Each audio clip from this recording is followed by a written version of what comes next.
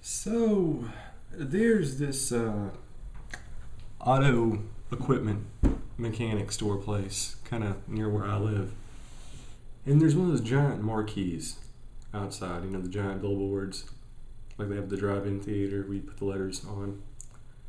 Well, anyway, the person that operates this local store is a person that has a lot of really, hardcore right-wing leanings. So every time I drive by, his billboard always has like these really abrasive messages. You know, during the Obama campaign, it was just a bunch of really hard-nosed, political rhetoric coming from him. And after the Sandy Hook shooting, he decided to take a decisively harder bent towards gun control and gun control proposals. And I drove by his place a couple days ago, and he had the following quote posted on his billboard: "To conquer a nation, you must first disarm its citizens," attributed to, of course, Adolf Hitler, circa 1933. So I thought about that quote for a minute and decided to go home and look on the Google, and as it turns out, that's not an actual quote. He never said that, and he certainly did not say it in 1933. From what I've collected, the absolute closest translation here is actually taken from 1942. And the quote actually goes like this: "The most foolish mistake we could possibly make would be to allow the subjected races to possess arms. History shows us that all conquerors who have allowed their subject races to carry arms have prepared their own downfalls by doing so. Indeed, I would go as far as to say that the supply of arms to the underdogs is the sine qua non for the overthrow of any sovereignty. So let's not have any native militia or native police." So as you can tell right there, he's not actually talking about gun control as a domestic policy. He's actually talking about gun control as a way of subjugating occupied Russian territory, which has a completely different context than what most people that use the quote or misquote as a slide against modern American gun control policies. So I decided to do some more research about the history of gun control in Germany, and some very interesting things developed. First off, let's begin with German history. You have World War II, 1919, Treaty of Versailles is signed under Article 169. The rule of law is that German military is completely disarmed. They can't have any weapons, and if the European nations actually would have adhered to it, we probably wouldn't have had the Holocaust or even World War II for that matter. Well, at least in the European front, but more on that later. So anyway, the German government passes the regulations on weapons ownership in 1919, which, by the way, was not a Nazi policy. It was actually the interim government before the National Socialists came into power. And that was effectively a law which disarmed the German citizenry. And that was in place more or less up until 1928, when the Weimar Republic signed the Law on Firearms and Ammunition, which definitely reduced some of the policies regarding gun control in the nation. And that basically revoked the 1919 law, and it required licenses to own and sell guns or carry firearms or manufacture weapons. So once again, this was 1928, before the Nazis were in power. It was not a Nazi policy. So in 1933, the Nazis come to power. 1935, the citizenship of Jewish citizens in Germany is revoked under National Socialist decree, and that's important for later on. So we come to 1938, which is the German Weapons Act, and that's a law passed by Hitler's regime which kept most of the framework of the 1928 laws. But it actually kind of made the gun control laws in Germany even less restrictive. It superseded the 1928 law, and it did things like it lowered the purchasing age of guns from 20 to 18. It made permits valid for 3 years as opposed to 1 year under the 1928 policy. And there were no permits required at all if you were a holder of an annual holding permit, or if you were a government worker, or if you were a Nazi yourself. Now, of course, under the 28 laws, manufacturers and dealers had to turn gun owner information to the police for inspection and annual reports. Now, like I said, that's not actually a Hitler policy. That's a Weimar Republic policy from 1928. So that was just kept over during Hitler's regime. And even though the regulations against Jews' possession of weapons was enacted in 1930 as a separate piece of legislation, that was mostly just symbolic. Yes, it deprived Jews of the right to own weaponry in Germany, But the thing is, they were already de facto deprived of their weaponry in 1935 by the passing of the citizenship revocation laws. So yeah, 1938, they didn't necessarily lose their right to own or sell or distribute firearms. And in fact, the 1938 German Weapons Act law doesn't expressively say that Jews can't have guns. But then again, of course, the Regulations Against Jews' Possession of Weapons in 1938 redacted that, so it doesn't matter, it's all a whitewash. So all of that to say, Hitler didn't really seem to be in favor of gun control policies. And the German citizenry, outside of the Jewish and occupied and other enemies of the state, were never disarmed during Nazi reign. So all the stuff about Hitler being a guy who wants to run around taking guns, and it was because of the guns being confiscated that Hitler rose to power, is complete nonsense. In fact, the only time that Germany was completely disarmed by any oppressive government was in 1945, when the U.S. troops took control of it, and citizens in Germany were disarmed until 1956. So yeah, there was a regime in Germany that decided to take away the citizens' guns, and that regime was the United States.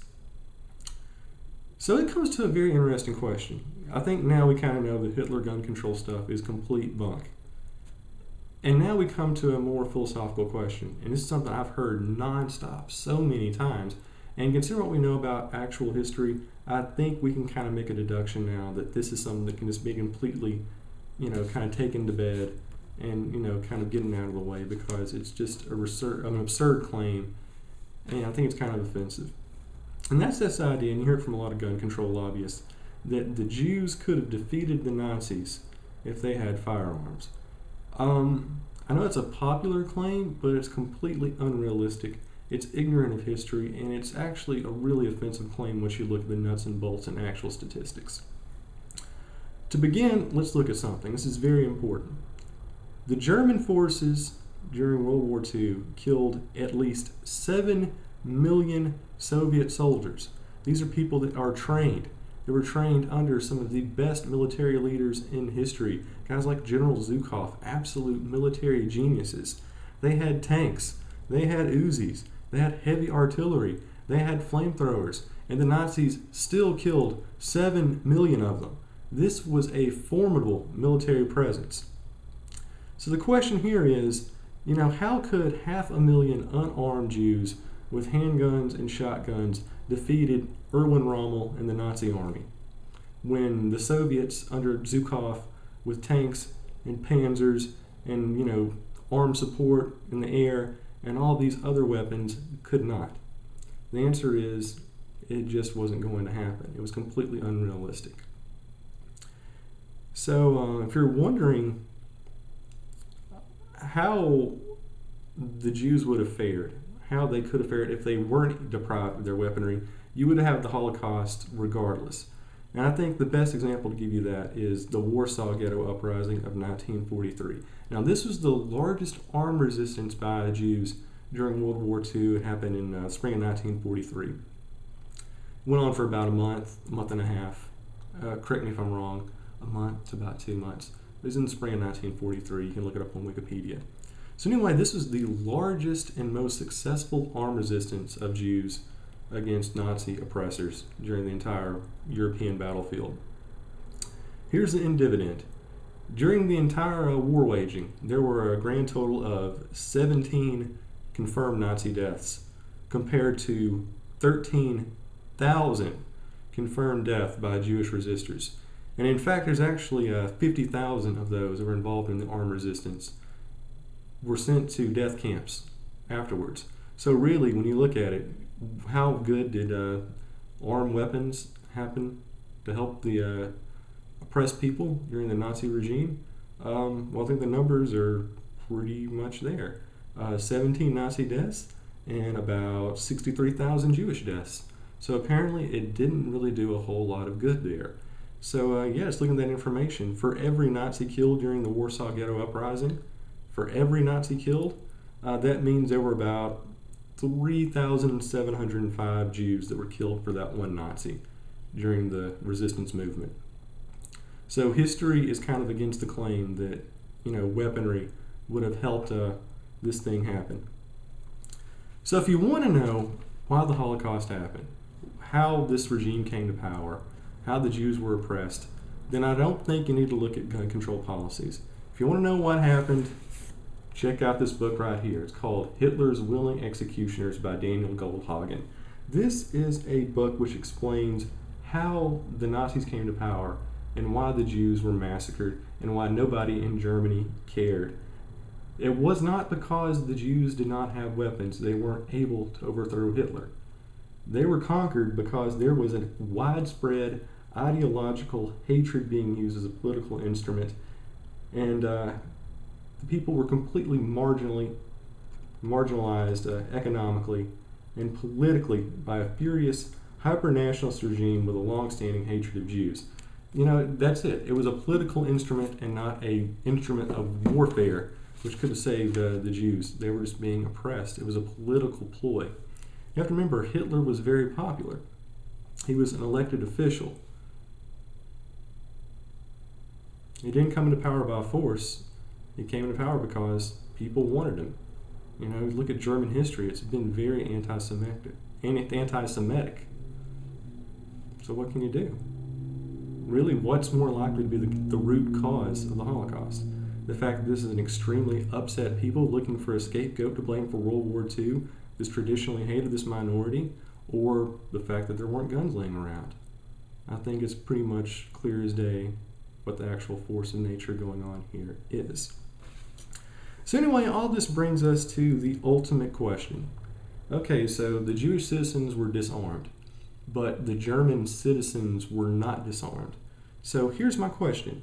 Why didn't the Aryan German citizens use their guns, which were not taken away from them by Hitler, to liberate the Jews and overthrow Hitler? Well, the answer is because, and like I said, you'll see this in Goldhagen's book, is that there just weren't any conscientious Aryan Germans around during Hitler's regime. There wasn't anyone in the mainstream that was willing to go against Hitler because they loved him. They loved his policies. They hated Jews, and they really didn't care if they were being killed. It had nothing to do with firearms. It had to do with an immense nationalistic, ethnocentric hatred of a smaller population that were being scapegoated. It's that simple. It has nothing to do with this, very slight policy which affected a very small, slim number of people generally, because you look at Jewish numbers, I think right around 1933, it was about 600,000. So this was not a really sizable contingency of the German population to begin with. And traditionally, you look at history books, there weren't necessarily an armed population to begin with. So it's not like the oppressed people were running around with Uzis like Rambo, and then come the Germans to swap them away. It just wasn't the case. So that's pretty much it. It was a lack of conscientiousness on the behalf of the hyper-nationalists, which led to the Holocaust, and not really the gun control policies in Germany, which are actually quite exaggerated as is. So basically, what happened? What can you blame for the Holocaust? Well, you can't blame gun control. You can't blame gun registration. You really can't even blame Hitler.